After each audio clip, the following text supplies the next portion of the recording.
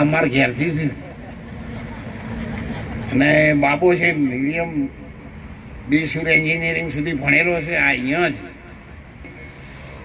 એટલે તમે બધા સેવામાં સહકાર આપજો.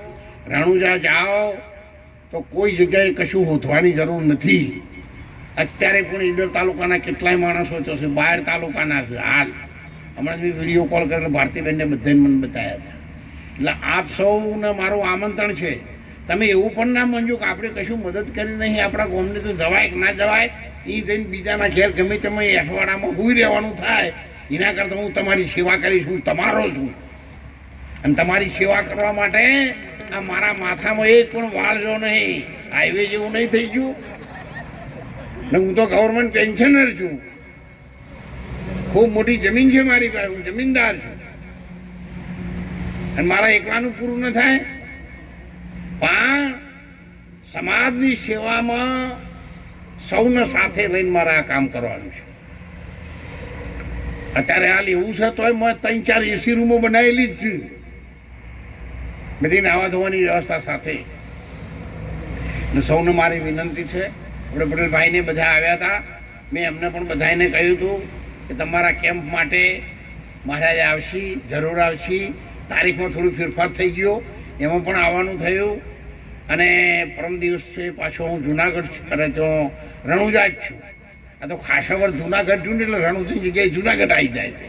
અને હવે જો એક બીજું, મારી ઉંમર થઈ ગઈ છે એટલે બોલવામાં ક્યારેક શબ્દ લાંબો હોય તો મોથી ડિલીટ થઈ જાય છે, મને ખબર ના હોય થઈ જાય છે. એટલે જો ભૂલથી કોઈ બોલાઈ જાય તો કોઈ માથા ના લેતા, બહુ કાળજી રાખું છું. છતાં પણ ચોક ભૂલ થઈ જાય તો તમે બધા મને માફ કરવાનું. હું તમારો જ છું, તમારી જોડે જ રહેવાનો છું. અને તમારે જોડે રહી અને હાથ પેઢી સુધી લોકોની સગવડતા થાય એવું સુંદર કામ આપ સૌના માટે કરીને જવાનું. એટલે સૌ મહાત્માઓને, ભાઈઓને, બહેનોને, રામદેવજી મહારાજે તો કહ્યું જો મારો અવાજ નીકળે તો હું એક લીટી કહી દઉં.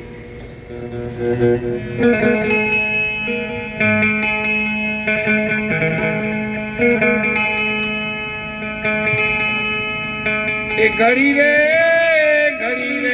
તમને